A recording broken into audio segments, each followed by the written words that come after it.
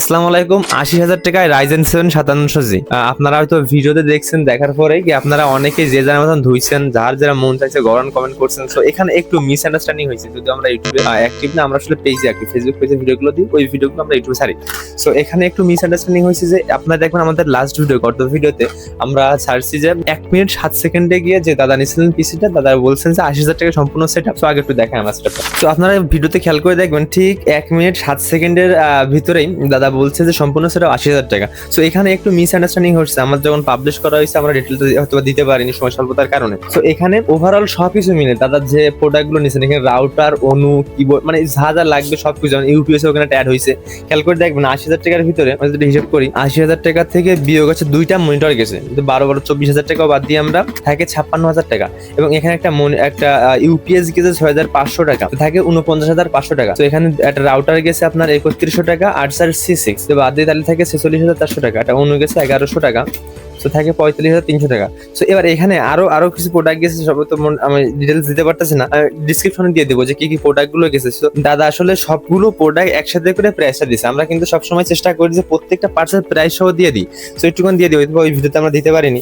আমরা ওই বিল্ডের Ryzen 7 5700 যেটা প্রাইস দেখছিলাম ১৪,২০০ টাকা ওই সময় ভিডিও, এখন কিন্তু প্রাইস আপ ডাউন করে। আবার বলে দিচ্ছি, ১৪,২০০ টাকা ছিল Ryzen 7 5700G। আর টাফ গেমিং এর মাদারবোর্ড ছিল A520, যেটা গ্লোবাল অথরাইজ প্রোডাক্ট, ১২,০০০ টাকা রাখছিলাম আমরা। এবং র্যাম ইউজ করছিলাম 8GB, দুইটা র্যাম, যেটা ছিল ২৭০০ করে ৫৪০০ টাকা, মানে দুইটা আমরা র্যাম ইউজ করছি ওখানে। আর এমনি একটা এনভিএমই ছিল আপনার হচ্ছে ৫১২GB এরেটার লিজেন্ড ৭১০ সিরিজ, এটার প্রাইস দেখছিলাম আমরা ৪৩০০ টাকা। এবং এখানে কিন্তু আফেয়ার ব্র্যান্ডের একটা কুলার ইউজ করা হয়েছিল। এখন আমরা চেষ্টা করি কাস্টমারের যে পছন্দ ছিল সেই পছন্দ কিন্তু প্রোডাক্টগুলো দেওয়ার জন্য। এখন কাস্টমার যদি পছন্দ এই ব্র্যান্ড থাকে, আমরা এই ব্র্যান্ড দেওয়ার চেষ্টা করবো। সো এখানে কিন্তু আপনি চাইলে আরো কমে পিসিডি মোটামুটি ৩৫,০০০ টাকার ভিতরেও কিন্তু Ryzen 7 5700G দিয়ে বিল্ড করা সম্ভব। সো আমরা চেষ্টা করি কাস্টমার যে প্রোডাক্ট সিলেকশন করে সেই প্রোডাক্ট দিয়ে পিসি বিল্ড করার জন্য। সো এখানে যদি আপনি চান আরো আপনি বাজেট কমায় নিতে পারেন। সো ৪৫,০০০ টাকার এই মুহূর্তে যে প্রোডাক্টগুলো আছে দেখবেন আপনারা ভিডিওতে, যদি মনিটর এই প্রোডাক্টগুলো বাদ দিই তাও থাকে ৪৫,০০০ টাকা। সো যদি আমরা এই ব্র্যান্ডগুলো আরো সুইচ করি তাহলে কিন্তু দাম আরো কমে যায়। কারণ খেয়াল করে দেখবেন ওখানে একটা মাদারবোর্ড রয়েছে Asus টাফ গেমিং A520 সিরিজের একটি মাদারবোর্ড। যদি আপনি ওখানে টাফ গেমিং না যদি MSI তে চলে আসেন, প্রাইস কিন্তু অনেকটা কমে যাবে। যদি MSI A520 চলে আসে, প্রাইসটা অনেকটা কমে যাবে। সো পিসি বিল্ড করার সময় অবশ্যই চেষ্টা করবেন যে ভালো ব্র্যান্ডের প্রোডাক্ট নেওয়ার জন্য। দাদারাও চেষ্টা করছে ভালো ব্র্যান্ডের প্রোডাক্ট নেওয়ার জন্য, যে কারণে সবগুলো প্রোডাক্ট একটু প্রাইসগুলো বেড়ে গেছে।